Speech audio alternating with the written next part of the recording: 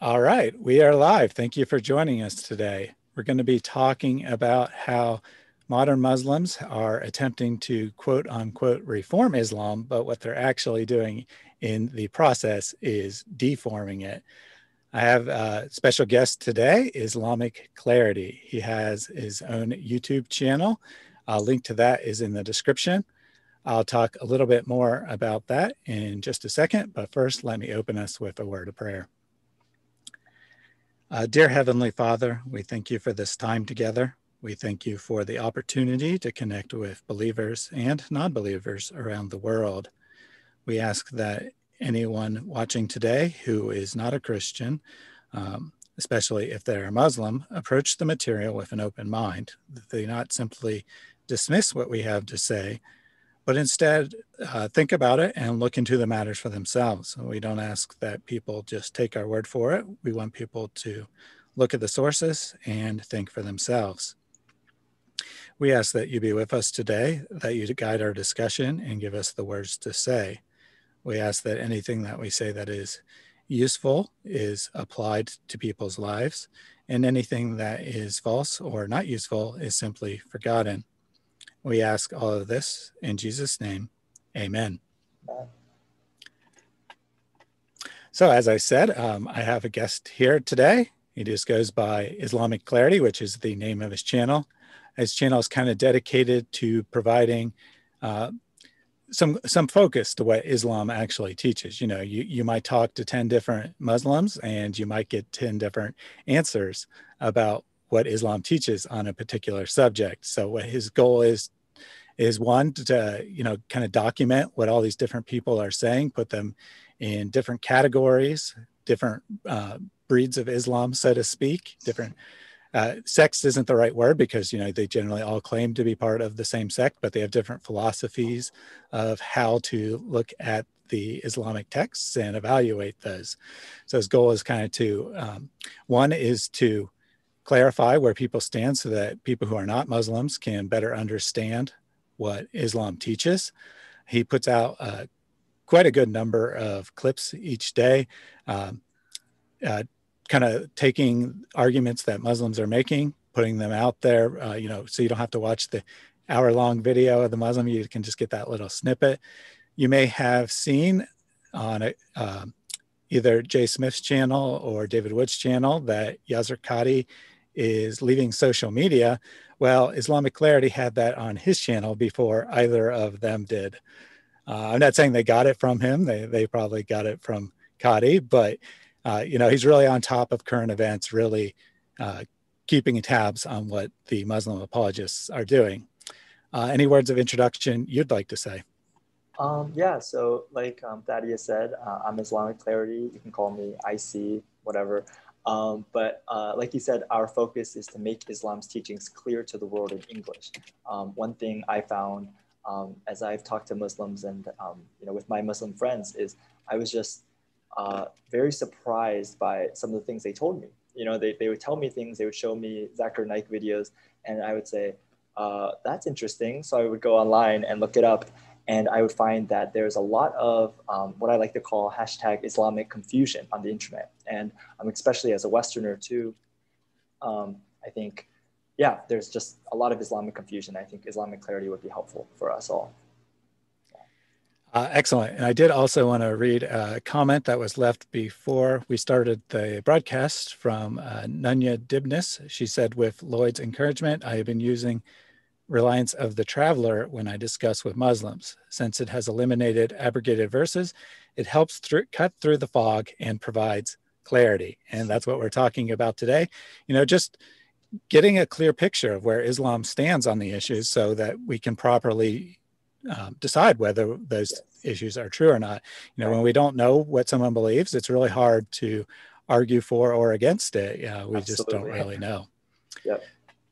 So I have a couple of introductory questions for you before we dive into the presentation. And the first is just, tell us a little bit about your background. Sure. I don't think I said this yet, but thank you so much, Thaddeus, for having me on. I really appreciate it. And I appreciate you, just connecting and to give me this platform to talk. But yeah, so for my background, actually, I didn't really have many Muslim friends until a few years back. And like I just said earlier, I was, as I got to know some people who are Muslims, and I was talking to them, especially my one friend, and he was talking to me with one day, and I was asking him like, so what is it that you believe? Tell me about that. And he started to tell me these things. And I was like, oh, that's interesting. And he's like, here, just watch this guy. He'll explain it to you. And he pushes his phone into my face, and not in a rude way, but it's Zakir Naik, Dr. Zakir Naik, and I get my introduction to Dr. Zakir Naik, like, oh yes, the brother asked a good question, and I was just like, wow, like this is so fascinating because there's this whole world. I started to look at these videos, and there are millions and millions of views on these videos and hundreds of thousands of subscribers, not just on his channel, but on so many of these channels on social media.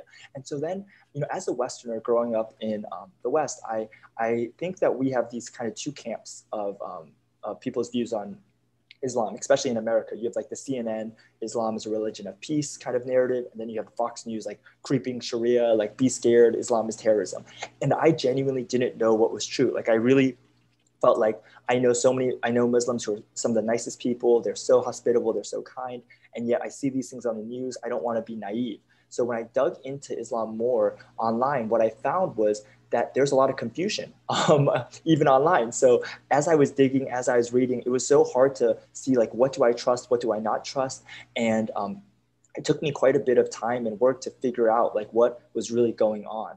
And that's part of why I felt like this was important, Islamic clarity, because if someone, who does have English as their first language and, can read a lot of these resources in English is still having such a hard time, sifting through all the kind of material out there, how much more for people that aren't speaking English or speaking Arabic or speaking, Urdu or whatever language, like how much harder is it for them to find accurate information about Islam and what it teaches. So that's kind of from there, that was a few years ago. And from there, I've kind of had this in mind as a project. And, recently I've been moving forward with it. Excellent. So you kind of covered how you got interested in Islam. I think that's the way that, many people get interested in another religion. They talking with their friends and discovering what they believe. I know that before I was introduced to Islam, I didn't have even though I was doing Christian apologetics, I didn't have a huge amount of understanding about what Muslims believe. Yeah.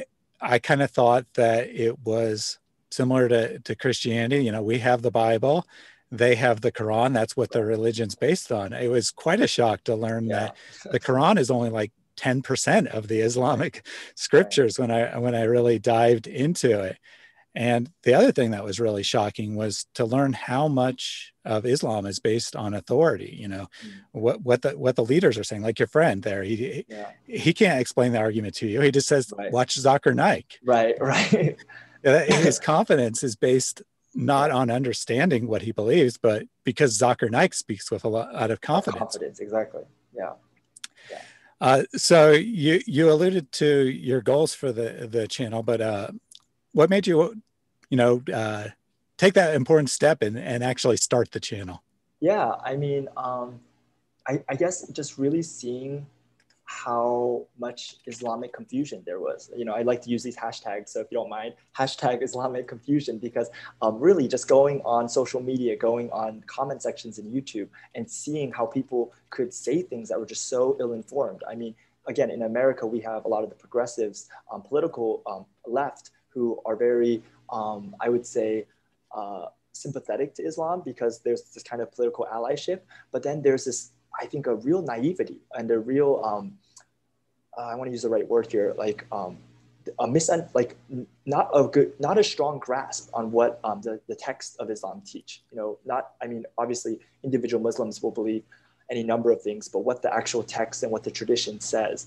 And then on the political right, I saw a lot of demonization of Muslims and like fear of Muslims. And I was like, well, that neither of these really seems fair or accurate. And I really want to be, compelled by love, but also compelled by love for Muslims and for non-Muslims, both for people to understand, and also a love for the truth, right? Like, I don't want things to be misrepresented. And that's something I'm very open about on my channel, is like, if we've misrepresented something or if we got something wrong, please let me know. I want to correct that. I don't want to put out false information, and I don't want to, clip things that are smearing, you know, like misrepresenting someone's position. I want to accurately represent what people believe. And so again, when you ask that question of what made me make that step, is just seeing how much of a lack there was here, and how much of a how important this really is for the sake of both the Muslims to not be misrepresented, but also for the sake of the non-Muslims to not think that Islam is something that it isn't, if that makes sense.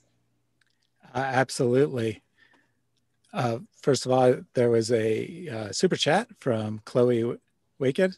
God bless you both. So thank you very much for that. Well, thank you, Chloe. I have one other question for you, and then we have a question from the chat that I'd like to take before we dive in. My question is, when I first checked out your channel, I went to your first video, which is just like, what is Islamic clarity? Yeah. And the video is pretty straightforward. Just explains what you want to do. You want to, get to what Islam actually teaches, clarify where different Muslim leaders stand on issues. Right. What I found very interesting, though, was that in the comments, there was a number of Muslims who are like, well, what are your ulterior motives here? Right. You couldn't possibly be a Muslim and wanted to know what Islam teaches. I know you're not a Muslim. Right. So I just thought that was really weird. What was your reaction to comments like that? Yeah, I mean, I think obviously there's an interest in, in people's beliefs, but I really think that my personal beliefs aren't super relevant to this question of Islamic clarity, right? Because the focus of this channel is not to make the argument whether Islam is true or false. The focus of this channel is to make the teachings and the positions of individual Muslim leaders, organizations, and countries clear to people, right? So then, like you said, I think earlier, if it's clear, then people can decide using whatever framework or worldview they want, if it's true or not, whether that's a humanist worldview or a Christian worldview or a Hindu worldview. But if it's not even clear, you can't even begin to have that conversation. And I think that's why I think even Muslims should be in favor of Islamic clarity. I think Daniel Hakekachu, who we'll talk about later, he's been one of the biggest proponents of Islamic clarity from a conservative perspective, because he's like, whoa, all these imams are, preaching this woke Islam that's not really true. And so he's kind of pushing back and saying, I need Islamic clarity from you guys on where you stand. And so again, I don't see my job on this channel and for Islamic clarity to be making that argument of whether Islam is true or false, but rather, is it clear or is it unclear? Excellent. So the question from God's servant is, what do you think is the strongest argument against Islam? Or if you prefer to answer a question more relevant, what do you think is an issue that there is an exceptionally large amount of lack of clarity on? Yes, that's a great question. I think one of the biggest issues where there's a lack of clarity is hadith, and about where these actual beliefs come from, and how reliable they are, and how we got them, and how hadiths translate into the practice and belief of Muslims. And I think that's when, later when we talk about Bukhari Gate, which is why it's such a fraught issue, is because that whole question of interpreting hadith and how that translates into, shaping the religion Islam is so unknown to the average Muslim. It's really in darkness, and even to the average non-Muslim, right? It's or even Islam's critics, people who actively are working to criticize Islam, they're largely ignorant of hadith science and just what a huge field that is, and how complicated and layered it is, right? So I think that's a place where a lot of clarity can be shed, and once clarity is shed there, a lot of these questions that people bring up, like Aisha's age, or drinking camel urine, or what have you, they're all going to come to light, and it's going to become easier to ask Muslim leaders, what do you think about this, when their paradigm behind their approach to hadith is also understood. Because right now, I think a lot of Muslim apologists can hide behind some hand waving about hadith science because people don't really understand hadith science. But once that's made simple and clear, then it'll become a lot easier for people to get that Islamic clarity. Excellent. I lied, though. We do have one more question. Okay, no problem. So Villainous would like to know, is it a strategy to mix confusion to get a point across in Islam, or is it for dawah? I mean, I'll leave that to people to judge. I think there's, if you watch videos, I mean, we'll talk more about this later, but there's this one video where there's an IERA panel, which is a big Islamic organization in the UK. And a question is asked about apostasy laws in Islam. Excuse me, a question is asked about the treatment of non-Muslims in Islamic State, specifically ISIS. And so Tom Holland, are you familiar with Tom Holland? Yes. Yeah, he's on the panel, and he challenges Abdullah al-Andalusi, who's a UK da'i, and he challenges him saying, like, yeah, please answer this question, with ISIS and the Yazidis and the treatment of non-Muslims. And so Abdullah says, like, no, like, there's hadith that say that even Yazidis and even Hindus can be treated as people of the book. And he says this to applause from the IRA audience, and he's kind of shutting this down, like you don't know anything. ISIS is obviously not Islamic. And then later on, I tweeted at him. That clip from the video, and I said, "Is this true? Do you believe this? That Hindus can be considered people of the book?" And then he responded by saying, I never said I personally believe that. I just said that the Hadith tradition says that's permissible, right?" So when he's on this panel in front of all these people, he can, very confidently and even, mockingly dismissive, with this very dismissive tone, say that to Tom Holland in front of this crowd full of Muslims. But then when it comes to on the record, what do you actually think about this? It's all of a sudden, oh no, my personal opinion is not important. And so that, I mean, people can interpret that as they want, but I think the fact that that's happening and it can be documented is important, and it should be put out there so people can make their own judgment for that. Yeah, excellent. It might not be unique to Islam, but I definitely find that there is a lot of word games going on that, people will purposely say something that the Western mind will interpret in one way, right, but they know that the Muslim mind will interpret in a different way. Mm-hmm. And so they're kind of, talking out of both sides of their mouth, where they're giving one message to the Western audience and a different one to the Muslim audience, sometimes by saying the exact same words. Right. And there's definitely dog whistles. I mean, people who know what to listen for understand what's being said. I think a big one is when you say things like, in a Sharia state, or if all the Sharia conditions are met, and then you continue to follow up with something. It's like, okay, well, people who are aware know, what you mean by that versus people who don't. So. Excellent. So you can go ahead and load up your presentation. Chloe said that she has subscribed to your channel, and I want to encourage everyone else to do that as well. There's a link in the video description, and when we complete, I'll put one in a pinned comment as well. I can't put a comment before the video's out, so I'll have to wait till after that we're done to put that. But definitely head over there, check out his material, and subscribe if you like what you see. He's little over 800 subscribers right now, and 1,000 is a really important milestone because it gives you access to the community page. I know I was very excited when I hit 1,000. So yeah, I can just get started. So Islamic Clarity. So when you look at Islam in the West, this was a poll done in the UK in 2017. 35% of people think Islam is a threat to the British way of life. So my point here is, if you look at the more liberal voters in the Labour Party, that number is down at 20%, and then the more conservative voters. But overall, 35% of Brits, believe that Islam is a threat. That just goes to show how much confusion there is, right? Like, these people are probably think one thing about Islam, these people think another. What is actually true? What do individual UK Muslims think? What do their leaders believe? That is a huge question mark. And I think that would really benefit from clarity. So here's an example of what's happening with Islam in the West. So you have a statement like Muhammad slept with a 9-year-old girl, which is true according to the Islamic sources. And then you have two categories of people. You have your non-Muslims and you have your Muslims, right? So among your Muslims, you have people who do know that this is true, like Daniel Hakekachu and Muhammad Hijab. And they accept it. They accept that it's true, and they don't try to reinterpret it, or they don't try to reject it. But then you have people who know it's true according to the sources, but they reject it. And so they find ways to say, no, actually she was older, or this is unreliable. But then the more interesting thing is that you have Muslims who don't know. So there's a lot of Muslims in the Middle East, North Africa, and also in Southeast Asia who just don't know that this is in the tradition, but they would accept it if they knew. They would say, yes, of course, it's Muhammad, the prophet of Allah. Of course, it's okay. And then you also have Western Muslims. And I'm not talking about white converts to Islam. I'm talking more about the children of immigrants, like Pakistani or immigrants who have grown up in the West, so who have a more humanistic mindset oftentimes. These people often don't know about these things, but because of the internet and because of critics of Islam and because of English, a lot of them are learning about this.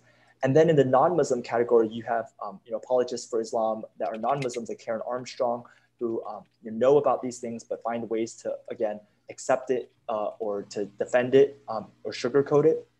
Then you have Western liberals who are largely unaware, but if they did find out, they would also find ways to say, this is cultural, or this is, you can't judge other people's cultures, or lines like that. Then you have most Westerners here who don't know. And so most of these Westerners, if they found out Muhammad slept with a 9-year-old girl, they would reject that. They would feel like, that's kind of awkward, and I don't like that.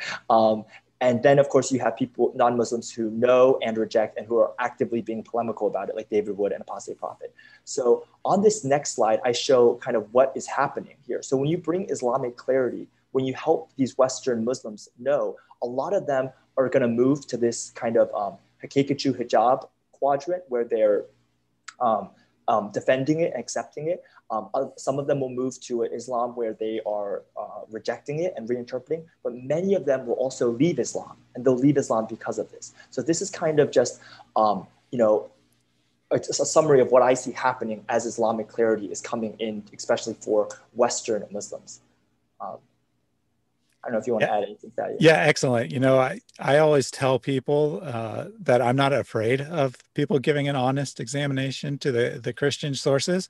Mm-hmm. If Christianity is true, it should stand up to scrutiny. If Islam's true, it should stand up to scrutiny. Right. Yes. If you go into your sources and you find things you don't like, it might be uncomfortable to learn those things. You might not like that you're questioning your beliefs, but ultimately you should want to know what's true and what's not. Right. And if there's things in the Muslim sources that make people realize that Islam is false, they should want to know that. They shouldn't want to stay in a state of ignorance. Right. And I want to add too, this quadrant is very interesting because you get a lot of Islamic clarity right here, because you have people like Daniel Hakekachu who know and accept and are proud, right? Their tone is, of course we believe this. This is good. This is true. We love it. And then you have people like Muhammad Hijab and Yasser Qadhi who are like, okay. And so the tone that they even bring is very interesting. And you'll see conflict between people like Hakekachu and Yasser Qadhi about their approaches and their tone. And this, if you zoom in here, this will give you a lot of Islamic clarity about how Muslim leaders are reacting to Islamic clarity coming to the world. So. Yeah, definitely. We definitely see two kind of competing trends in the Islamic apologist world. Some who say, this is true. We shouldn't lie about it. If we're giving people false information and then they discover the truth, they're going to leave Islam. Yes. And then you got others who are like, no, this is too embarrassing. It couldn't possibly be true. We need to deny its truth. Right. And yeah, exactly. And there's different approaches even within those two schools. So on this one, I just give a little bit of a summary of Islamic confusion. So a lot of people, like I said earlier, think Islamic clarity is about proving Islam is false, and that's not true. Islamic clarity is about making the beliefs clear and the teachings clear to people. So for example, if you have a statement like, in an Islamic state today, public apostates should be killed. And do you agree with this? So if you ask your Muslim friend, do you agree with that statement?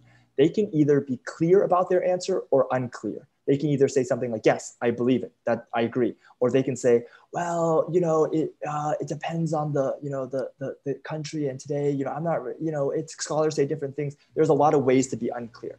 And so we at Islamic Clarity are hoping that Muslims can be clear about what they believe. And that's why I put Daniel Hakekachu here. Even though he's a very conservative Muslim, he is a big proponent of Islamic clarity because he's trying to demand Islamic clarity from even other Muslims that he thinks are watering down the religion. So again, is your belief on this issue clear? So there's Islamic clarity and there's Islamic confusion. Now, this is not the same question as is your belief on this issue true, right? So you can believe that it's right to kill public apostates from Islam, but that doesn't mean that it is morally right to kill public apostates. So then you have people like David Wood, Apostate Prophet, and Colin from Islam Critique who are making the argument that no, this is morally wrong. And then you have, of course, the Muslims making the argument that no, this is morally right.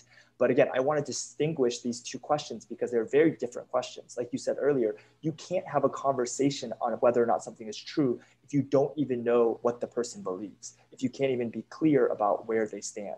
And so I think that's why Islamic Clarity is really trying to help make the different stances of Muslim leaders, organizations, and countries clear to the world. And then people can decide for themselves, is this true according to your worldview, whether that's a humanist worldview or a Christian worldview or what have you. Yeah, excellent. I think that this, in theory, is something that everyone should want, whether they're Muslims or not. They should want to know what Islam actually teaches. Yes. When someone just, tries to obfuscate and not really say anything. I mean, I wouldn't appreciate a Christian and preacher who did that, who Right. say that brought up some, I asked a question about some difficult issue in Christianity, and he just kind of waffled talked for 10 minutes and didn't really say anything at all. I wouldn't appreciate that. So I think that Muslims should have the same opinion, whether or not they actually do. I think that this is something everyone should want. Right. Yep. I mean, it's about being clear and having that Islamic clarity. So I know I talked about this a little bit earlier, but here's just an example of, this is Abdullah al-Andalusi, 18,000 followers, founder of the Muslim Debate Institute. You can see him sitting here teaching a mosque full of young men. And here's what he says, right? So I asked him about the age of Aisha. And he says, it is a fact that the main, if only, historical reports have across different schools of thought, tradition collections to all seem to agree on an age is a fact. That's where dawah stops. Whether it's historically true or not is a different question for scholars. So again, he says here, it's historically agreed upon, but whether or not it's true is different. So I'm like, okay, well, do you believe that it's true or not? And then he says, you already know the mainstream scholarly understanding is likely to be accurate. So you see, even in this, these 3 tweets, how reluctant he is to just come out and say, I believe Aisha was 9 years old when Muhammad slept with her. It just this kind of pushing a barrier out. And if people don't know the mainstream view, then they wouldn't get that. And if they can't read through the lines, between the lines of what he's saying, then you wouldn't be able to get clarity on what he actually believes. And here again, with his, on the point of Hindus being people of the book, he says, my personal adaptations within Islamic thought are irrelevant to dawah. Dawah is a call to Islam, not the specific faith of Abdullah al-Andalusi. So he's basically saying, my personal opinion on this question of Hindus being treated as people of the book is irrelevant because I'm calling you to Islam. But then I challenged him. I said, well, within Islam, there's so much diversity on this question, right? So if you're calling people to Islam, you can't just say you're calling people to Islam. You have to let people know, what kind of Islam are you calling them to? And then he says, if you want to increase your understanding, go to Hanafi and all these other scholars. And of course, these are the 4 major schools of Sunni Islam. So again, it's this constant, excuse me, I shouldn't say constant, but there's this, in these conversations, you see this sort of stonewalling, right? These putting up these comments that seem like they're answering the question, but really they're just giving you a non-answer in a way. And I think that is one of the strategies of it that perpetuates Islamic confusion. And it really prevents people from knowing what people believe. Yeah, definitely. These tweets here are very illustrative because he could just give you the answer, but instead he says, he says, well, my opinion doesn't matter. Yeah. And then you say, well, which school do you follow? And he's like, well, here's all the schools. Exactly. Go read them all. Right. And of course, the idea, I think that 2 things are happening. One, he doesn't want to be nailed down because, then some of his followers will be like, well, I disagree on that point. Right. And he'll upset them. But more so, he knows that the person asking the question almost certainly isn't going to go read up on all these scholars, so they'll remain ignorant. And that's what he wants to happen. Yeah, there's so much of that. I completely agree. So much of these, Salafi refuters that you see, they just say something and then the followers are like, yes, it's been refuted. Even if you don't even watch the video, if you just see, oh, apostate prophet has been refuted or this video has been refuted, you just feel this peace like, okay, it's been dealt with. I don't have to worry about that anymore. So yeah, there's definitely. And then of course, you see the more conservative Muslims are not going to be happy if he comes out and says, I think Hindus should be treated as people of the book. You know, his whole initiative is trying to create a big tent Islam, right? And so when I even asked him if Shias or Ahmadiyas should be considered as Muslims or not, he was very, he just said, obviously anyone who believes the basic tenets of Islam should be considered as Muslims. It's like, well, do they or do they not? And again, you know, he didn't really give me more details there. So again, this is just an example of this type of conversation happens all the time in QA forums and on social media, where, you know, you're not getting that kind of clarity, and very few people are really drilling down and pursuing that kind of clarity specifically. And so our hope is to create on our website that we're working on, to create a database where you can just search every single person and their stance on every single issue that could be relevant. And here's another one, Muhammad hijab and wife beating. And this was in a video from 2018. He said, this is obviously about Quran 434. It says, this is telling a man or husband how to defend himself against his wife. So here, you know, he's explaining, giving some great Islamic clarity. I really appreciate it about his stance. You know, whether this is a reasonable interpretation of that verse or not, I'll leave it to others to decide. But at least he's making it very clear where he stands. And I think this is great. Thank you, Muhammad Hijab, for this Islamic clarity. Excellent. So again, here's another example, Daniel Hakekachu on flat earth. This was on a Facebook post from 2016. He said, on a spiritual level, I really cherish the passages in the Quran and the hadith that conflict with modern scientific understandings. The ayat about Dul Qarnayn and Surat al-Kahf, about the setting place of the sun, as well as the hadith cited above, are really beautiful and powerful to me, and there's no reason to rush to interpret them metaphorically or somehow anything less than the pure, pristine, direct description of reality given to us by Allah, the creator and master of all reality. So, I mean, you can see he's very clearly not telling us whether or not he believes in a flat earth. And he's very clearly, you know, kind of making this criticism of scientism, which, you know, sure, you can make that criticism, but then he's going from there to say, well, that's why I'm not going to answer whether I think directly I believe in a flat earth or not. And I would love some more Islamic clarity on Daniel Hakekachu on what he believes is the shape of the earth. You know, does he believe it's flat or does he believe it's spherical? And I think that kind of clarity would be very helpful to the people who are interested in his brand of Islam. I mean, if people are okay with that and they're like, yeah, I love that he denies, you know, the spherical earth, or not denies, excuse me, he's open to not, you know, believing in a spherical earth. That just shows how committed he is to the unadulterated religion. Then sure, more power to them. But also there might be some people who say, I like what he's saying on these other issues, but he can't even say that the earth is spherical. Oh my goodness, what kind of hermeneutic does he have? What do I have to sign up for here? And I think people deserve to know that before they sign up with Daniel Hakekachu. Excellent. There's two comments that I wanted to address. Fleeting Blue said, and every academic would agree with that reply, going back to the tweets. And I think that's, you know, exactly what we're saying, that it's kind of a secret language, so to speak, that people in the know exactly what he means, but people who are not already in the know have no way of getting there because he's not giving any real information. Right. And that's what we hope to do, is to make that clear. Yeah. And then Virginia commented on this refutation culture. She says, "You've been refuted." Yeah. Even when there's nothing really to refute.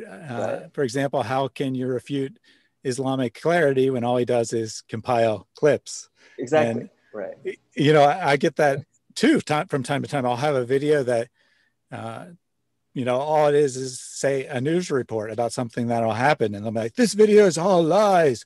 I will refute you. And I'm like, what are you refuting exactly? Right. Yeah. And yeah, I agree with that. Okay, so IslamicConfusion, again, these are some of the standard narratives that Muslims have used in the past. And a lot of these were popularized by Ahmadiyya and that kind of Salafism that spread around the world through Saudi money in this past century. And, you know, the scientific miracles in the Quran. So now Hamza Torres and other major Muslim apologists, you know, purposely don't use this anymore. They say, like, we should not be using this. This is not a good argument. But the Quran is perfectly preserved dot by dot. This is what we're seeing being deconstructed right now. Even in the last few months, so much has happened in this field. there's a miracle of the number 19 in the Quran. Again, something that people used to say and now is becoming less and less popular. And then I think some of the next narratives that are going to be challenged are that Sahih Bukhari is a collection of hadith, is trustworthy. And also Muhammad is a perfect moral example for all times. So these, of course, are going to be, it's going to take time for these to be deconstructed. But I mean, you can see even on Twitter, people still use scientific miracles in the Quran. You still hear about embryology. So it's about getting that information and filtering it down to the masses. And that's going to take time. And I think that's really one of the focuses of Islamic Clarity, is to make everyone's positions on it clear, put it out on the record so that people can see it. And I think the internet and English are doing so much to speed up this process. Yeah, the scientific miracles is a great example of this, because, common Muslims will often raise it in the comments, and I can try to show how the passage in question doesn't really say what they claim it says and whatnot. Or what I found is really effective is just direct them to a video by a Muslim leader saying there's no science in the Quran. Right. And then, I mean, what they can't argue with that. Exactly. Yeah, I think there's a clip of Yasser Qadhi saying, like, really, he's just trying to be like letting them down easy. Like, guys, can we just stop using the scientific arguments? And yeah, you see that happening even now with the preservation of the Quran dot by dot, which we'll talk about more. Hashtag QuranGate. Yasser Qadhi was, I think, trying to do that too, ripping off the Band-Aid, taking the hit for the team to move the narrative forward, because it's just unsustainable. It's just factually and patently untrue. Okay, so this one is, I think, really important. So it's about deforming Islam. So I've touched on some of these ideas, but I just want to summarize it in one chart. So I think the biggest threat that we see to Islam today is actually human Islam. It's this humanism on the inside and Islam on the outside. And I think that's what we see a lot of Muslims, especially in the West, and even in Middle East, North Africa, they ascribe to this. And why? Because humanist culture through pop culture, movies, music, TV shows has infiltrated so many of the young Muslims' thinking. So you have Muslims like Adam Saleh, who have 4 million plus YouTube subscribers, taking pictures with James Charles, an openly gay man. And you have these really prominent hijabi influencers with hundreds of thousands of subscribers taking off hijab very publicly, right? So there's this sort of movement towards a cultural Islam that is not attached to, it still says, oh, Islam is good, it's a beautiful thing, but it's about no compulsion in religion, right? And it's about all these other things that aren't particularly faithful to the tradition. And then you have compassionate imams like Omar Suleiman and Yasser Qadhi, who are kind of unwittingly providing a theological cover for these people. So these are the guys who are saying, you know what, it's okay to vote in elections. That's kind of a controversial issue. It's okay to agree to disagree on that. It's okay for women to come to the mosque. So they're trying to bring an Islam for the 21st century, but they're also trying to hold on to the conservative devotion, and they're trying to hold on to the heart of Islam while bringing it up to speed for the 21st century. And you see Ilhan Omar, right? Probably the most famous American Muslim who actively supports LGBTQ plus rights, dances at pride parades, supports abortion rights. We don't know what her personal beliefs are on it, but at least publicly, that's what she presents. And then you have people like Jonathan Brown, again, who's similar to Yasser Qadhi. So these compassionate imams just had a huge controversy. Did you hear about what happened with Omar Suleiman and the migrant march? I did not. Okay, so he was at a march, kind of interfaith political activist march for migrants, and he poured out libations on the beach, and he shouted out declarations. And there was people being anointed by LGBT priestesses, and this went crazy because Daniel Hakekichu found a video of it and he posted it. And it blew up in the Muslim world. Everyone was talking about it. And basically Omar kind of put out this apology that wasn't really an apology. He was like, it was a lapse. And then Daniel Hakekichu was like, how is this a lapse? This is shirk. You compassionate imams are destroying the religion. You're destroying the deen.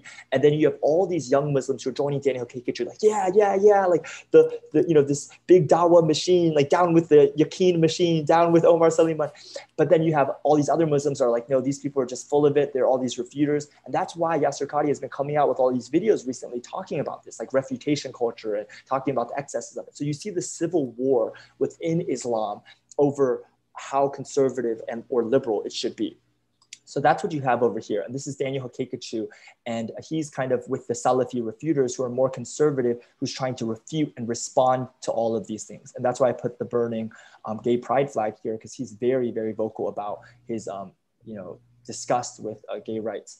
And yeah, that's one of his main points. So some of the issues here that he argues against them on are evolution, LGBT rights, interfaith activities, counter-violent extremism. So sometimes these people will partner with the government in counter-violent extremism, but he's very opposed to that.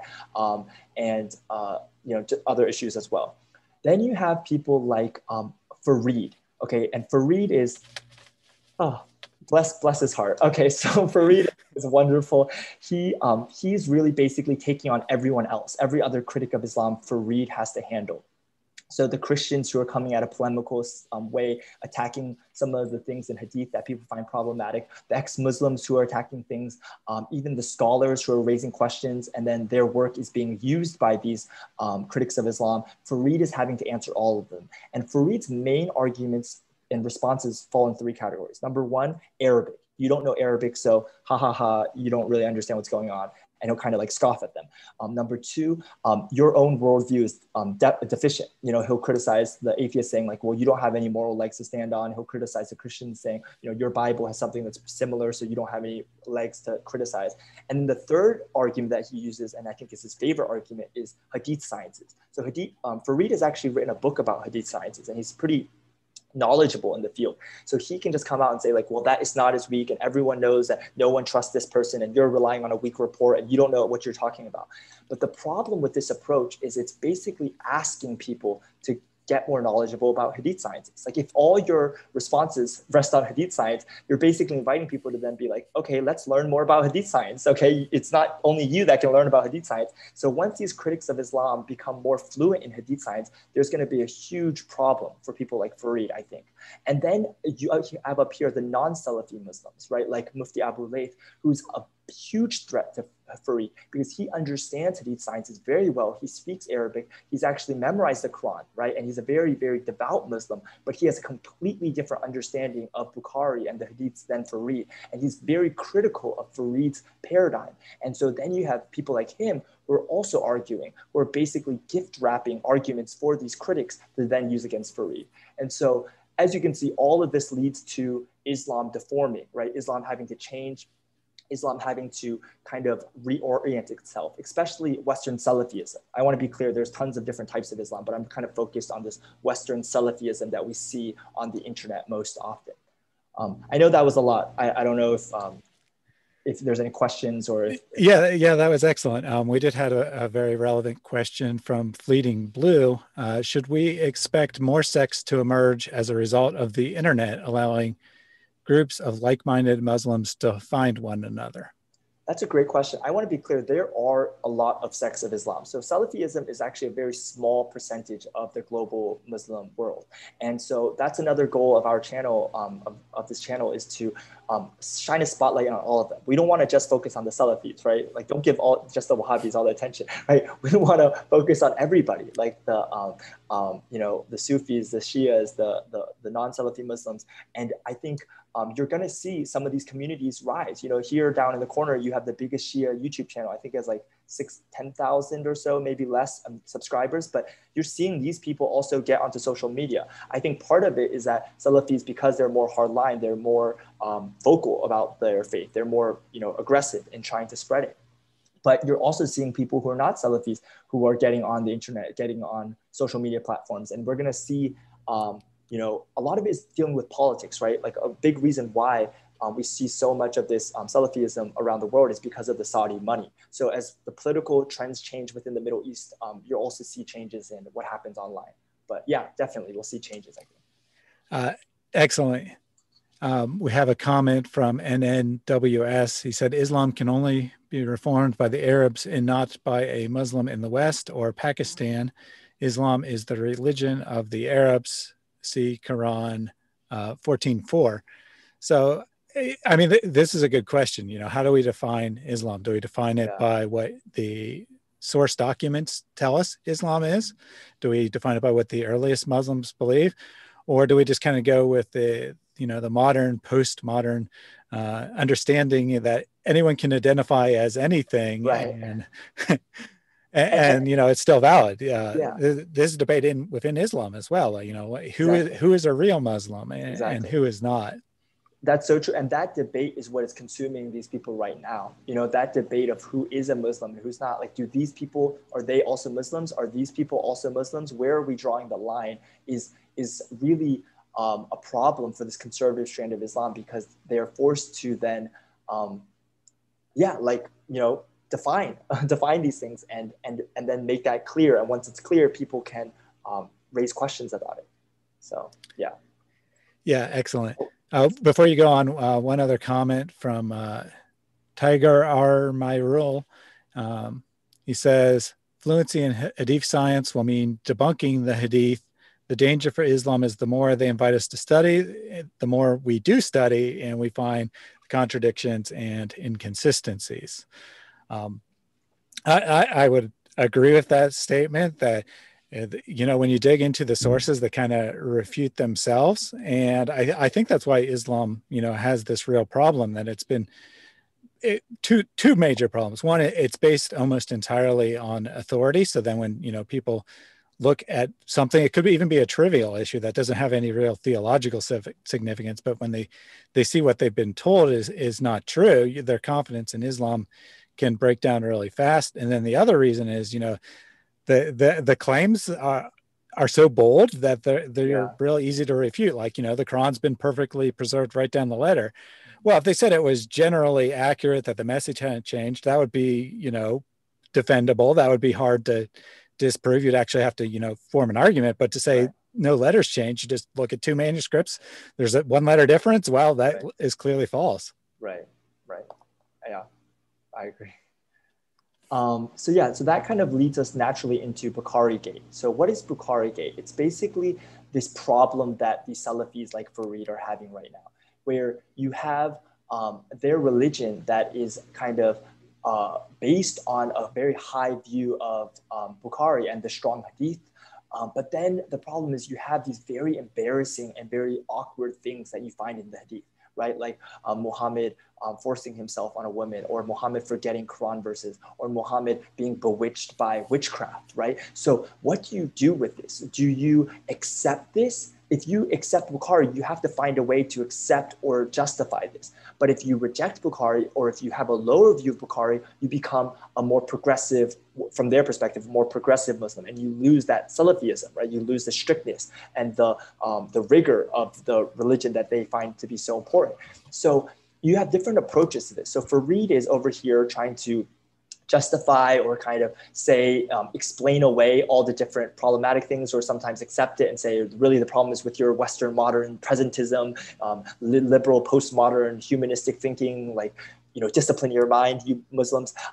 And so you have that approach. And then you have Jonathan Brown, who's more willing to say, yeah, there are problems with Bukhari, but he's afraid to open things up. He's literally said, we don't want to open the door on this, because once you open the door, where are you going to close it, right? So he's very open. I appreciate his intellectual honesty. And he says things like, if we start to open up hadith to be criticized based on their contents and based on how reasonable it seems to our Western modern minds, it's going to be a runaway train. We're just going to start to throw out everything. And so he's very cautious of that. And then you have Mufti Abu Layth, who follows a different school than Farid. And so he has a different entire paradigm. And he says, well, actually, no, these things are blasphemous because they're making the Prophet look bad. And he has his own paradigm for judging whether a hadith is accurate or not, a paradigm that Farid would vehemently disagree with.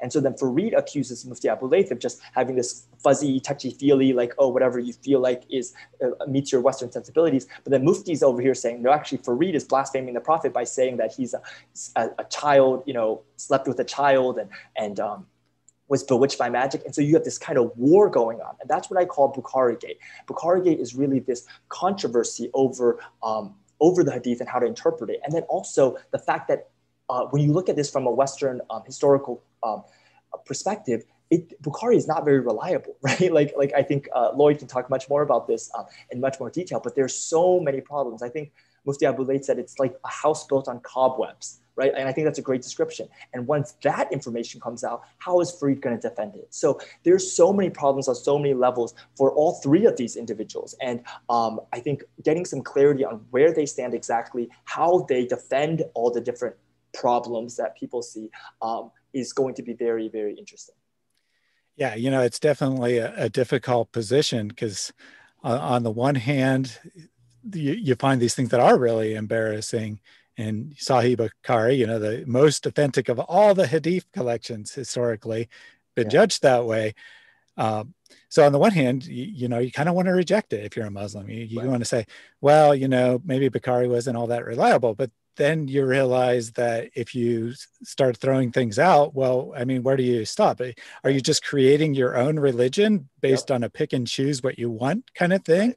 And is that really Islam anymore? And if you just go all the way and say, none of the hadith are reliable, then it's like, well, you just threw out 80-90% of everything you believe as a Muslim because, sure, throwing out that Aisha was 6 when she was married and 9 when the marriage was consummated isn't particularly important theologically, but all the important theology is found in the hadith. Exactly. And a lot of it is found only in the hadith. It's not in the Quran at all. Yep.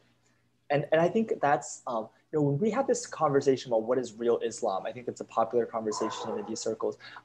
I really love what I think it was Bill Warner said. You ask people, they say, I have a Muslim friend that believes this. And so, I have a Muslim friend who said this, or Zakir Naik said this.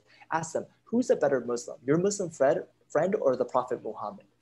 And of course they'll say, the Prophet Muhammad. It's offensive. It's an offensive question almost. Is Zakir Naik a better Muslim? Is Farid a better Muslim? Is Mufti Abu Layth a better Muslim, or the Prophet Muhammad? And so then you just bring them to sources about what actually Muhammad said and did. And then becomes a question, if you go a deeper level, whose version of the Prophet Muhammad, right? And so that's where hadith science and being able to talk about these things is really helpful, and making these things simple and clear for people, which I hope to do, is helpful, because then people can say, well, actually, this person's version of Muhammad says this, and that person's version of Muhammad says this, and back in these centuries, they used to say this, and back here, they used to say this. And so then it almost becomes an epistemological question of how do you even know anything about Muhammad, and how do we know what he believed? So there's the plain literal reading, which leaves kind of a pretty problematic view of Muhammad from a Western perspective. But then there's also the question of, well, what version of Muhammad do you even want to take, which is also problematic. So it's this being stuck between a rock and a hard place that I see happening right now. Yeah, and what you're aiming to do is, just put people on the record. You're not even aiming to say you have the wrong position. You just want them to have a position. And I think that's really great, because in a lot of ways, many Muslims hide under their position not being clear. As long as you don't know what they say, you can't criticize it. Right, exactly. Okay, so here's just a quote from Farid. He literally tweeted this today. You can see this morning. Okay, and so this just gives you a beautiful example. The conservative Muslims' understanding of who the Prophet is based on his sira. The secular liberal Muslims' understanding of who the Prophet was is based on what makes them feel fuzzy inside, right? So he's directly, firing a shot at those people. And this is what you see happening all the time on social media right now. They're battling with each other about whose version of Islam is correct and whose version should stand.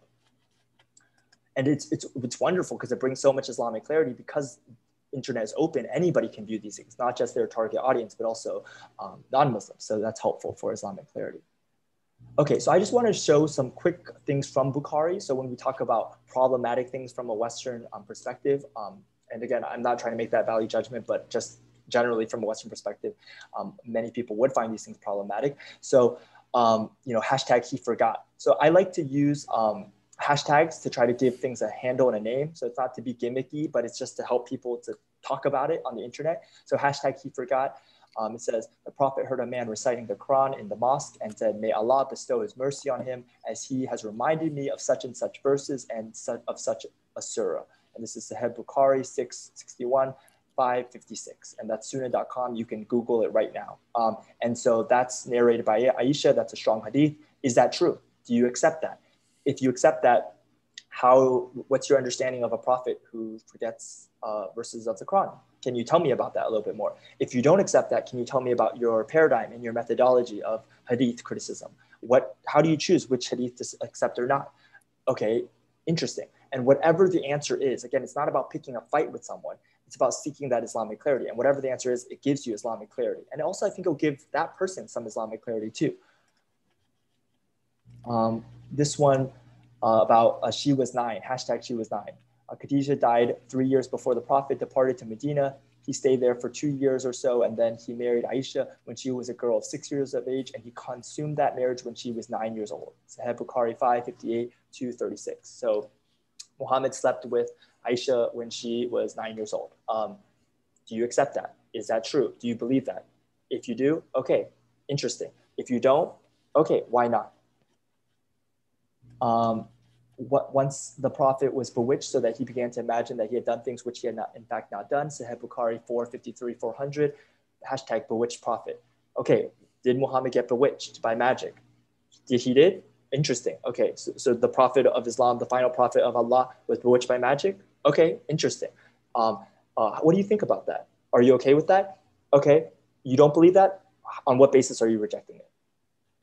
Okay, so that's kind of the end of Bukhari Gate. I don't know if there are any more comments or anything before we move on. Yeah, so, well, first of all, we have a very interesting comment from NNWS. He brings some great comments to my channel. He speaks Arabic and is awesome. very familiar with the Arabic world.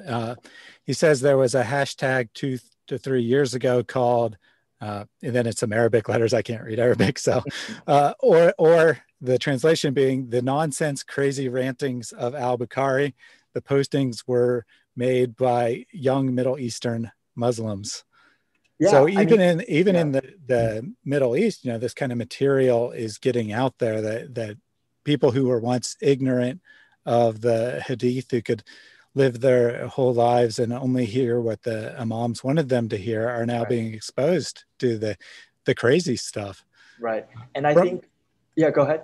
I was just going to say, from a modern perspective. Yeah, and I think actually it's in 2018 where Mufti Abu Layth actually broke Bukhari Gate. He's the one who coined that phrase Bukhari Gate, and he was the one who's pushing, saying like, we need to stop because people are leaving Islam in droves because we've painted this image of Muhammad based on Bukhari. And Sheriff Gaber, I don't know, are you familiar with Sheriff Gaber?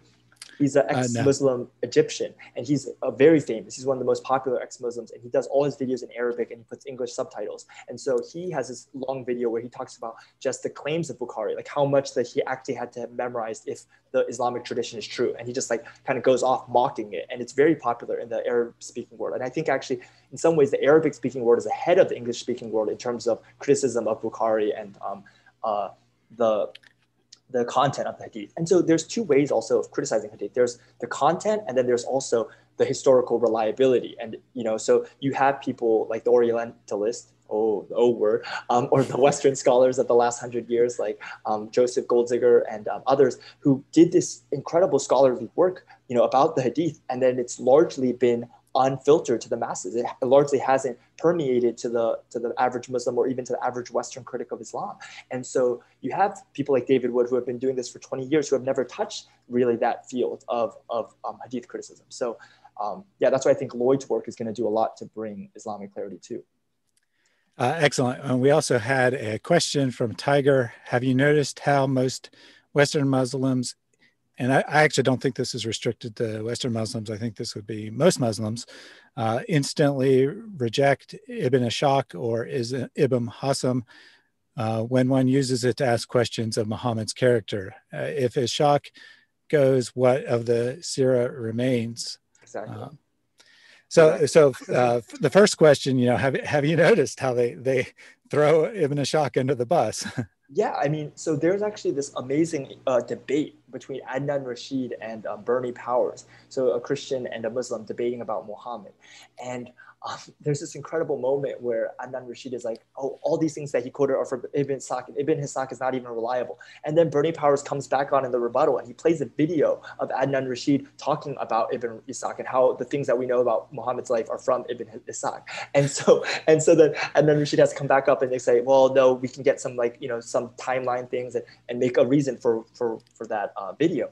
But I think the problem is so much of this stuff is obscure. It's a knowledge that only very, very, very few people have. The contradictions, the complexity. And again, the goal here is not to make a new argument It's not even to break new research. It's just to bring it to the masses. It's to make it clear for everyone.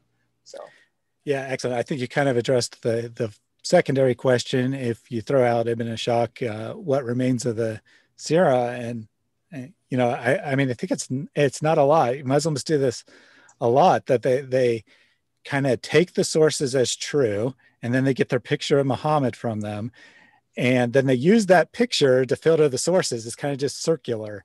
right.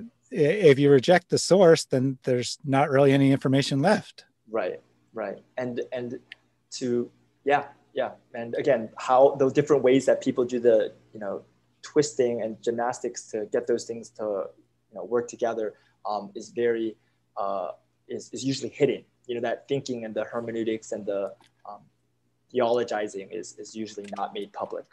So. And then one more thing before we move on. Live Evil 34 just said, read the book Before Orthodoxy. It's about the satanic verses, and it will help you understand how these things developed. Awesome. I'll have to check that out. Yeah, myself as well. I just wrote it down for myself, so I'll check that out as well. So next we have hashtag QuranGate. QuranGate, this is the big one. So on June 8th, as I think most of us know, Yasser Qadhi made a huge admission where he said there are holes in the standard narrative, no one has the answers. This has troubled the Ummah from the very beginning, the question of Ahruf and Kirat, like how they relate to each other. So, you know, basically I made a chart to summarize the different stages that people are in. So there's the ignorant stage where people believe there's one Quran forever and always. This was, you know, popularized, you know, in this last few decades and has permeated the Muslim world. And many Muslims believe this. And then you have the confusion stage where people find out actually this isn't true. There isn't just one Arabic Quran, and every Quran around the world is the same all over the world. And so they have this confusion and they try to ask these different leaders to explain it to them. And then you get to the repeating stage where you hear the standard narrative. Oh, there's oral transmission, so it's all okay. Oh, you know, there's different variant readings, the 7 ahruf. That's why you have differences, and it's all explained by the 7 ahruf. Oh, we've known about this for 1400 years. Oh, don't worry about it. Don't let this bother your faith. Oh, I can take a manuscript and read it, and it's exactly the same as what we have today. And so then that's where a lot of Muslim Twitter is right now. That's where a lot of people are. Adnan Rashid has used this argument. Fareed has used this argument. It's all keeping people in this understanding that, okay, all these Christians and atheists, they think they found something new on Islam, but they really haven't. We've known about this all along. But the problem is this is not where it stops. What Yasser Qadhi was talking about was not just the fact that there exists 7 ahruf. He was saying that there are holes in this narrative. There are holes in this narrative that no one has been able to answer. Questions about things like how did Ibn Mujahid choose the 7 canonical readings of the Quran? Why did al-Tabari criticize his readings if you know, all of them were seen as valid readings of the Quran? And so many other questions that are throughout the history of Islam. You know, Shadi Nasser has really done a lot of work in this field. He's written a book called The Transmission of the Variant Readings of the Quran, and he's actually coming out next week with another book of 4 years worth of research about this. And he argues that there are really 5 stages of canonization of the Quran. The first stage being Uthman's recension, then Ibn Mujahid choosing 7, then al-Jazari, you know, adding 3 more, and then you know, them narrowing down the readers to 2 readers per reading, and then finally in 1994 the canonization of the Quran, the Cairo edition. I might have gotten 1 or 2 of the mixed up, but basically in his interview with Colin on Islam Critiqued, he really lays it out for you. And you can just see how the standard narrative does not hold any water. You know, like there are holes in the standard narrative. And basically you see Muslim apologists trying to keep people down here where they're not aware of these holes. And they're working on a narrative. Yasser Qadhi has said things like, I'm coming out with a paper soon that will shatter the delusions of, I don't want to use the word delusions because I don't remember if he used that, but he used the word shatter. I will come out with a paper that will shatter the arguments of the Islamophobes. And so they're frantically working on a narrative that can be historically robust, but then also theologically faithful, you know, to keep that idea that the Quran is the perfect preserved word of Allah. Yeah, absolutely. You know, I have a video. It was about Qadhi as I call it, but yeah. Quran Gate also works, where it's titled ignorance and censorship, the two foundations of Islamic scholarship, or something pretty close to that. And the idea is that you got to keep people ignorant, because when they find out too many facts, then they start doubting Islam. And according to the Quran, or Orthodox Islamic teaching, you don't have to actually reject Islam. You just have to doubt it a little bit, and then you're already an apostate. Right. Yeah. And most people don't know that either. So that's another thing that could use some clarity. So this is just a quote from Dr. Nasser: "Is the Quran preserved word for word?" So this whole notion that the Quran is protected word for word is something that is used for the masses in a sense. It is not based on any academic research, and not necessarily Western academic, but academic research by classical Muslim scholars. So this was, just earlier this year, in August, I believe, is on a podcast where he talked about this. So this information is getting out there. And obviously Dr. Nasser is a professor at Harvard, and he's very aware of the evidence, of the facts and the data. And here I made a small chart just to show you why the June 8th interview was such a big deal. The reason it was such a big deal is because Yasir Qadhi is a conservative still. Despite his views about the Quran that he's kind of working out, making public, he still believes that Aisha was 9 years old. He, says that we should not capitulate on that issue. And so theologically, he's conservative, which is why people took what he said seriously. Dr. Shabir Ali actually said something very similar to Yasir Qadhi in 2017, but there was no stir, right? You notice no one really cared. And so because he was too far outside of the camp already on his other position, so no one really took him seriously. But you had people like Mansour, Fareed, Adnan Rashid, and Hijab that are holding to this more conservative view. And then you have people like Yasir Qadhi who are trying to bridge the academic and the conservative. And some of the buzzwords that you're hearing right now are multi-form text, textual variants. At Speaker's Corner the other day, Hijab actually said this. He said there are textual variants and it's multi-form. And so just nailing down these words. What do they mean? Muslims love to use words, but defining them, not allowing the fallacy of equivocation, where you're saying a word, but you're filling it with a different meaning. And that's exactly what people like Fareed are accusing Yasir Qadhi of doing. They're saying that he's equivocating. He's using the word preserved, but actually he means something different. And Fareed sees Yasir Qadhi as dangerous to the ummah because he says he's kind of using, bringing in a Trojan horse of liberal theology into the Muslim community. And then you have people like Mufti Abu Layth who believe in something called dynamic preservation. And then you have, of course, Shadi Nasser, who is more focused on the facts and not really too constrained by a particular theological understanding of the Quran, and is, criticized by many different fronts. So, yeah. Excellent. We had a question from Bazal Getty Blaster.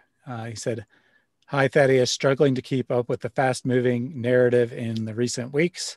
Can either of you explain what the difference between the terms Qur'at and Aruf are?" So Aruf are the 7. So there's a hadith that talks about this. It says that the Quran was revealed in 7 modes, and there's been really no agreement on what Ahruf means. So many people define that in many different ways. And then the Qur'an are the particular readings. They're the particular readings of the Quran. And so the relationship between the Ahruf and Qur'an is where a lot of the controversy lies, right? Like this is where people are debating and how they're trying to understand them. Like some people say, well, after Uthman burned it, we lost all the Ahruf except one, and then all the different Qur'at that we have today are based on that one Ahruf, whereas others say, no, that's not like that. And so this is where we need to get clarity from people, because the whole controversy lies in how to justify the different versions of the Quran we see today, and in light of what we can know about this. Yeah, in the full interview, if you watched the full interview rather than just the little clips that everyone played, at one point Qadhi talks about how there's 30 different scholarly opinions and none of them explain all the data. Right. And what he's talking about is there's 30 plus different Muslim interpretations of what the word Aruf means. Yeah. So to answer your question, no one knows what Aruf means, but Qur'at is reading. Right. Okay. So next steps. So thank you so much if you followed along this presentation this whole time. I know it's very, very exciting information, but yeah, it is exciting because it kind of is like we're at the cutting edge of getting clarity on these things. So next steps, ask questions. When you're on social media, it's not about winning an argument. I think just asking questions of people, and sometimes those questions can help you and that person also reflect on what they believe. Use hashtags. I know that hashtags can feel like almost childish or like for teenagers, but it really helps to be able to talk about things. I actually searched the hashtag QuranGate the other day on Twitter, and so many posts came up about this. And if we didn't have that hashtag, how would you search about this? Would you type in like Quran preservation? You would get so many different mixes of things, like even Hold to the Narrative I typed. And there were some good tweets there, but it was much more consolidated and streamlined if you use those hashtags. So again, it's not about Islamic Clarity, this channel and this brand or something. It's about helping the conversation spread across the internet so that people who have no idea about this channel can also talk about this and learn about this and understand it. And then finally, search. So like the internet is a huge place. There's so many of us. And so if all of us are looking for Islamic Clarity, looking up videos, sending them to me, sending them to Thaddeus, making your own YouTube channel, making your own Twitter, posting things. It's so simple. Just get a YouTube downloader, get a video editor, clip things, and post them on the internet, and then ask questions. It's not about, you don't have to be scared, because it's not about getting in an argument with someone. You can never lose an argument if you're looking for Islamic Clarity, right?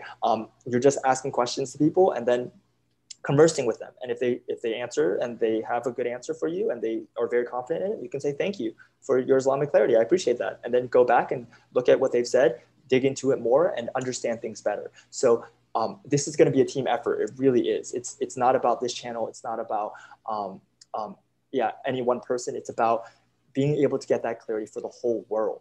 There's 1.6, 1.8 billion Muslims. That means that literally the whole world lives with Muslims, right? Like Muslims are everywhere, non-Muslims are everywhere. I think Muslims and non-Muslims deserve Islamic Clarity on the world's second largest religion.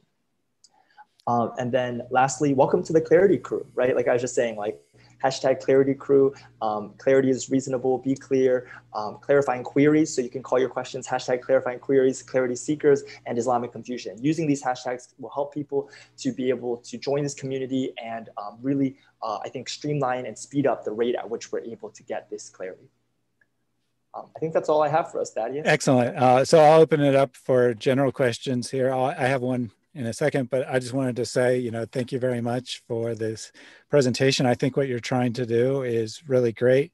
A lot of creators aren't very active in the comments, but I'm extremely active in the comments. I always try to engage the Muslims that come. And that's one thing I see over and over again is this lack of clarity, this Islamic confusion, as you put it, where, the person will say,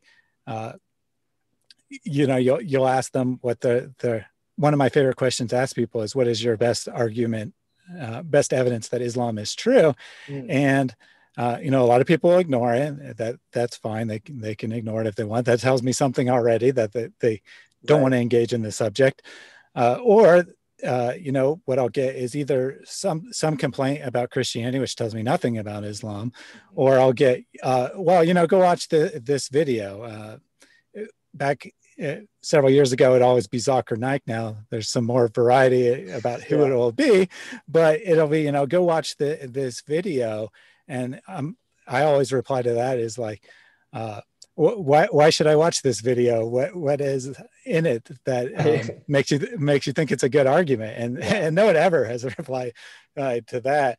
Right. Or the more sophisticated ones who don't just like send me some video will, be like, you don't know anything. And then they'll just throw out a bunch of word salad, which doesn't actually say anything if you know what they're talking about. But if you don't know anything about the subject, it looks like this person has, a lot of knowledge. And you back down and you're like, well, this person's over my head. I can't get any understanding here. They must have good reasons. And I think that's what they're intending to do. They're intending not to answer the question, but just to give this impression of confidence. Right. And I think there's two things that I especially see on Twitter and probably other social media too that really contributes to that. It's this feeling that if the person who gets the last word is the winner, so if you keep going back and forth and the person like says something and you don't respond, it just like, oh, you lost, you couldn't respond, right? And so a lot of people aren't actually judging the content. They're just kind of judging the theatrics or the optics of a debate or a conversation even. And another thing is this idea of I think I just lost it. But yeah, so again, just it's not really about that. Oh, if you block someone, then you lost. It's like, well, actually, maybe that person's just like kind of being disrespectful, or maybe it's like, it's like it's not really leading to productive conversation. So I'm not really trying to engage. But it's like, oh, look, he blocked me. He won't respond to me. He obviously can't. And again, that's obviously people's freedom to choose. But as those things become more clear and they're put on the record, I think people will be able to make up their own minds on whether they find that persuasive or not. Yeah, when I'm having a conversation with a Muslim, my number one goal is always just to get them thinking, actually stop being a robot and just copying and pasting stuff and not thinking about it, but actually, take a step back and think about whether what they're saying makes any sense. Mm-hmm. So one great way to do that is to ask questions. And of course, you don't really have to have a lot of knowledge about anything to ask questions. No, you don't. So, I think anyone can jump in on this. And then the other thing I wanted to say is that, the hashtags are great. I do not have a talent for making these catchy hashtags myself, but you're right. They help you organize information and get everyone who's talking about the same subject on the same page. If everyone's using, the same hashtag, then you can find each other and contribute to the same conversation. If you're just using your words, it's really hard to find other people that you don't already know about that are saying the same things. I mean, just look at the Black Lives Matter movement, right? The whole movement was kind of birthed out of, it was kind of brought together through this hashtag, or this one hashtag. And so now you see it's a global movement. And I think a lot of the success has been in being able to identify under this one banner. Another one like hashtag Make America Great Again, right? MAGA. So that like just by saying that, you can immediately identify a whole plethora of ideas and people and ideologies with one hashtag. And so that's what it does. It gives you a handle on things. Absolutely. So we have a question from Fleeting Blue. I'm a little worried that Twitter Islam is not mature enough to have some of these more difficult discussions. Do you know of a better place to have these conversations? Yeah, I mean, I think the thing is on Twitter, even if the people that you're having the conversation with is not being very mature, there's a lot of other people who are reading it. So it's not always, the conversation isn't always for the sake of the person that you're having it with. Sometimes it's for people who will come by later. I think YouTube is a great place, Facebook, Instagram. I mean, the fact of the matter is bad arguments will be self-evident, I think. And when people say things or are resorting to insults, I try not to respond, obviously not with insults, but even just respond. And I just let it just sit there. And I sometimes even retweet it when people do insults, because I find it's like, okay, well, people can judge for themselves what they think about this. So yeah, to answer the question, I think, the only way to increase the level of conversation is if we increase the level of conversation, right? And then don't engage when things are getting into mucky mudslinging, and to model, a different approach. Excellent. So we're just going to open it up for general questions now. If you have questions about the presentation or just anything you'd like to hear Islamic Clarity's opinion about, go ahead and put those in the chat. We had this question earlier, but I saved it for the end since it wasn't directly on topic. NNWS asks, why is Allah silent about the Hindus and the Buddhists? Could it be because he's an Arabian deity that had no clue about any place except Arabia? Yeah, that's a great question. I'm not an expert in that, but that would be a great question. I would love to ask some Muslim leaders and see what they think about it. Yeah. Right. And I mean, you don't have to have an answer. Just asking this kind of question makes people think. It's like, the Quran claims that there were thousands of prophets, or I think specifically one for every different language on earth. And then the hadith make it explicit that there was 100,000 different prophets.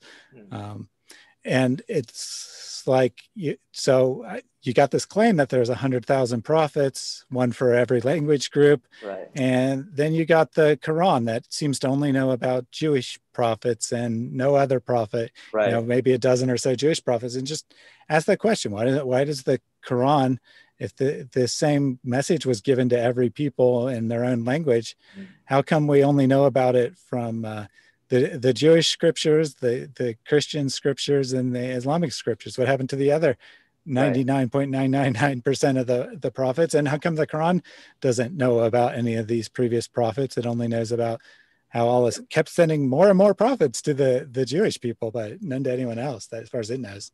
Right.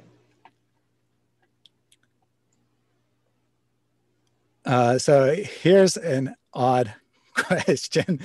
So is the vagina-shaped stone in Mecca the same as the talking womb of Allah that pulls down Allah's trousers?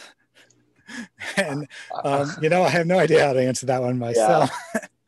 I'm going to pass on that one. I mean, I think that's, I think that question brings up some interesting points though. Like, I think in our conversations with Muslims, like, I think we should try not to be gratuitous. I mean, like, we should like not intentionally try to offend, you know, because I think a lot of times, like even in my videos, I don't use music in my videos because I want Muslims to watch my videos. And I actually had a Muslim tell me, like, you know, some Muslims are just going to turn off your videos right away because you put music in them. And I said, oh my goodness, I didn't realize that, you know, so I stopped doing music. And even when I represent Muhammad, I don't use a cartoon.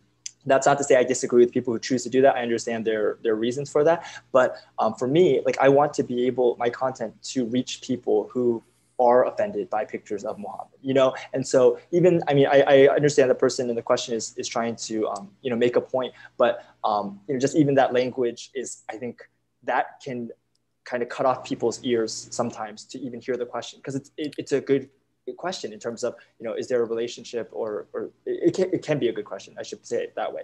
But yeah, I think that there's a lot of debate about these types of things of like how provocative to be. And I definitely understand the reasoning for people, and I can, you know, be supportive of people's goals in trying to normalize dissent and normalize being able to say things that are offensive. But I just find for what I'm trying to do, it's not helpful to alienate or push away people unnecessarily. Yeah, I would tend to agree with what you're saying, that, you know, there's a difference between offending someone because of the, you know, the difficulty of the subject matter and intentionally offending them. Like, yes. You know, you can ask, you know, if Muhammad's the perfect example for all humanity, then why did he marry a young girl and sleep with her when she turned 9? Right. You know, that's a respectful way to ask a question that's probably offensive by its nature. Right. But you could go the other way and say, you know, why was your prophet a disgusting pedophile? Exactly. And you're, you know, you might not get an answer either way, but the first one, at least you have a chance. Right. Right. And again, I'm not saying that there's categorically no time when someone can ask it the other way. But for me and just my approach on this channel, I would ask it the first way, because I just find that it's more, more likely to get a response. Let's see. A whole series of posts came in. Some of them are just comments. So I'm trying to find the questions. Okay, so Tiger asks, serious point for me. If Isa could not judge the character of those who trusted with the real Injil, how can Allah trust him to judge at the end times? Great question. I would love some Islamic clarity on that. I mean, so again, like, ask. Like, I think sometimes there's these whole hubs of people who live, like, you know, who are, you know, follow David Wood or follow a lot of these other people. But like, and you know, they're on Twitter and they're talking with people, but you know, build a platform, like, ask people, you know, this doesn't take expertise. You don't have to be an expert in Islam to ask that question. You know, like, there's very simple questions that you can ask, and it's not to fight people. It's not to, you know, it's not to make people angry. It's just to really understand, because that is a very good question. If Asa is going to come down at the end times and judge the souls of people, right? Or whatever the Islamic tradition says exactly, like, how could he not be trusted to preserve the Injil? Like, that's, I would love to hear answers to that. Yeah, definitely. You know, I definitely recommend, reading the Quran at least, and thinking about what it's saying, so that you can ask your own questions. You know, the questions that are most obvious, that you know, that you'll glean on the very first time you watch an anti-Islamic video. Right. Muslims might not have good answers for them, but they definitely have prepared answers for them. Right. So you're not going to force them off their script by, you know, asking about Aisha, for example. Yeah. Now, if it's just someone you know in real life, they very well might not know that, and that might be more than sufficient. But if you're talking to someone online who engages in this kind of material, they're going to have some sort of answer for that, and it's going to be satisfactory in their own mind, even if no one else would accept it. Right. So we have a question from Fleeting Blue asking if you have a Patreon account. No, I do not have a Patreon account. If you have money to donate, there's a lot of better things that you can, and people who are much, much more in need of money. So I'm sure you can find people who need money for help. Excellent. I will mention that I do have a Patreon account.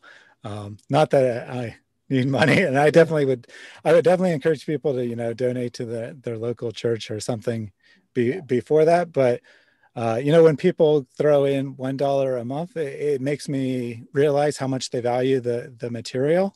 So, you know, I almost rather have someone just donate $1 than, you know, donate a substantial amount. Right. It's more the thought, the encouragement that, you know, the material is valuable. So Rebecca says #ClarityCrew in the house. So you have, oh yeah, you have a member of the Clarity crew here. Yes.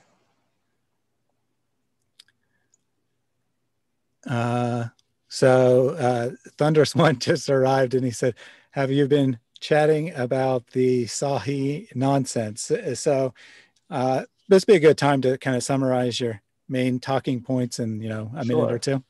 Yeah, so basically there's a closet in Islam, and there's a lot of skeletons in the closet, and a lot of the Muslim leaders are aware of those skeletons, and they're trying to keep things in the closet. But because of the internet and because of English and because of critics of Islam, a lot of these skeletons are coming out. Things like the fact that the Quran is not preserved perfectly dot by dot, the fact that Bukhari has a lot of hadith and things about Muhammad that are pretty unsavory from a Western perspective, the fact that Bukhari is pretty unreliable from a Western perspective historically. And so a lot of these things are, you know, Muslim leaders are trying to keep them in the closet, but they're coming out because of the internet. So our job at Islamic Clarity is to examine them closely and clearly, and to make them clear for Muslim masses, for non-Muslim masses, so they can see exactly what you know, Islam is teaching, and to make those things very, very clear for people. Excellent. Here's a question that fits right in with your mission. Live Evil asks, how common is the belief of jinn and beliefs associated with it in Islam? I don't have like a poll number off the top of my head, but I would imagine it's pretty common. I mean, angels is one of the 6 pillars of faith. You know, believing in angels is one of the 6 pillars of faith. So I would imagine that going along with that would be jinn and the demonic. So yeah. Yeah, I think that would definitely be an area where, you know, asking these questions is really helpful, because it's one of those things that they're comfortable talking about it in the mosque, but not so comfortable talking about it in public. You know, it could be a holes in the narrative type moment where, you know, these beliefs about jinn come out and they're clarified, and then people are like, wait a minute, I had no idea that Islam believed this. Right, exactly. Question from JX. Do you think the followers of Muhammad unknowingly worship a pagan stone because they blindly follow Muhammad? I would imagine most Muslims wouldn't describe themselves as worshiping a pagan stone, and then if they did believe that they were worshiping a pagan stone, they would not be doing it. So I guess there's an assumption couched in that question that they are worshiping a pagan stone, and I would say I don't think that most Muslims would accept that assumption. So yeah, good answer there. Rafa Buddy said, how can the Injil be preserved when Christians themselves have also admitted the Bible is corrupted? Please explain this. I'll go ahead and tackle that one. So, you know, this idea that my opinion would be that it's just an excuse that, you know, they see what the Quran is clearly teaching, that the previous scriptures are inspired and that Allah promises to protect them. So they take this word Injil, which is just the Arabic word for, or a transliteration into Arabic of the Greek word for gospel, and say, well, that's something different than what the Christians are looking at. So it's purely a matter of faith that there's this different book that's somehow different than the gospel. I don't think they put any more thought into it than that. Right. And I also think, I mean, when you look at the earliest Muslims, you know, my understanding is that they had a different understanding of corruption than what was kind of said later on. And that's something I hope to dive into soon as well, to get more clarity on that. Definitely. So Bazal Getty asks, what prompted you to launch your channel at this particular time? Yeah, I mean, so I can share a story here that I haven't shared publicly yet. So like I said earlier in the stream, you know, it was by getting to know some Muslim friends that kind of got me interested in, or helped me to realize how much Islamic confusion is out there. But I launched a channel, like I made the channel public, I think in May of this year. But then I started posting more content actually after the Yasser Qadhi interview.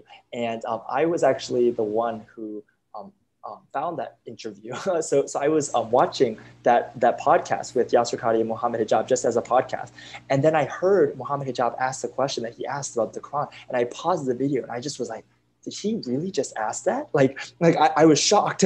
And so I kept playing it. And throughout the 28 minutes, I just kept pausing it like, oh my goodness, like, is he really saying this right now? And so I sent it to Islam Critique. I actually posted it under one of his videos. And you know, under his original video where he clips it, he says, you know, shout out to Islamic Clarity for sharing this video with me. So that's kind of like my, what's the word? You know, a breakout moment that you could say. But yeah, so I think just seeing how, like, especially with that video where I was like, wow, like this is really big. And then from there, I've kind of tried to be more, you know, public in publishing things. Excellent.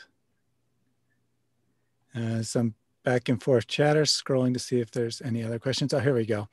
From Thunderous One, how many hadith existed prior to the ones chosen, and what was the criteria used to choose them?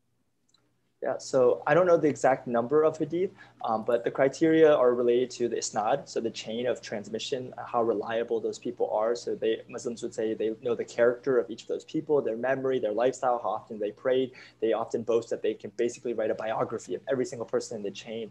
And so one way that you evaluate hadith is looking at the chain of transmission, if the people are reliable. Another way is looking at the content of the hadith, whether it's reasonable or true. And of course, different schools of thought have different criteria and different exact sciences of hadith. But yeah, the content and the chain are two of the main ways that people judge a hadith. Yeah, you know, if we take Bukhari seriously, there was 600,000 hadith that he filtered through. But if you actually do the math, that seems to be completely impossible. So I would say that no one actually knows how many hadith existed. I would say it was probably, you know, he ended up picking 6,000. I would say he maybe looked at 10,000 or something. I don't think it was anywhere near the number he claims. Let's see.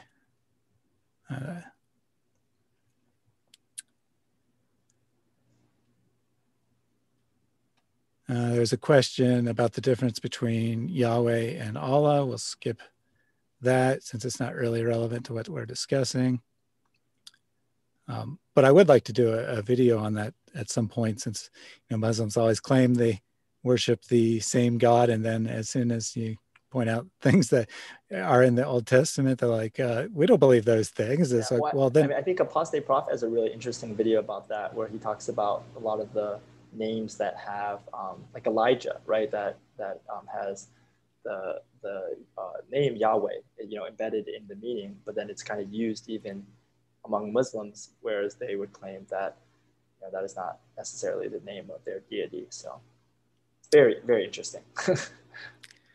So Live Evil said that Abu Laif says there are about 10,000 hadith, so that would be consistent with my random guess. Okay.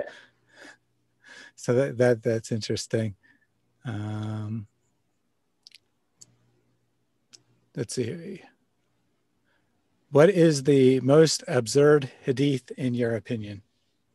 Okay, so I think there's one hadith that I find so interesting. It's about fly dunking. So it says like, if a fly falls into your drink, you need to like catch it and then like dunk its other wing into it, because one wing carries disease and one wing carries the cure. I'm probably like misquoting it a little bit, but I just found that when I read that hadith, I was like, wow, that is really specific. So I asked some Muslims, on Twitter about that. I was like, is this true? Like, is this a strong hadith? And they said, yeah, it is. And they sent me scientific articles, about this. And I was just like, who knew that I was supposed to be dunking the flies? Like, I don't have that many flies fall into my drinks, but if I do, this is really good to know. So yeah, that hadith I find to be really, really interesting. And I think I just was very surprised by it. Excellent. There was a comment from Virginia that we should probably wrap up to keep it relatively short and easy to listen to.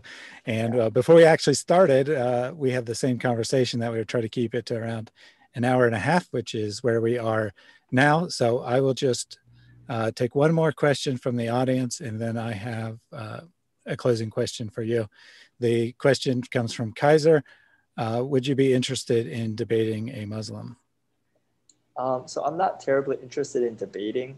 I think it's better to just ask and people can give answers. I really appreciate the fact that on social media, you can, have access to, a lot of Muslim leaders and organizations and countries that you can find this information, ask people directly. And then if they want to provide that clarity, they can. If they don't, that's fine. There's a lot of people to ask. So yeah, not on my list of things to do right now, but we'll see. Excellent. There's a few additional good comments, but if you can just put those in the comment section after the video is done, we'll take a look at those later and address them. Like I said, I'm very active in the comments. So anything you put there, I will address at the very least. And I think Islamic Clarity will definitely take a look at the comments and see if there's anything that he wants to address as well. My closing question for you would be, what would you say to any Muslims out there who are currently confused about Islam? What should they do? That's a great question. I think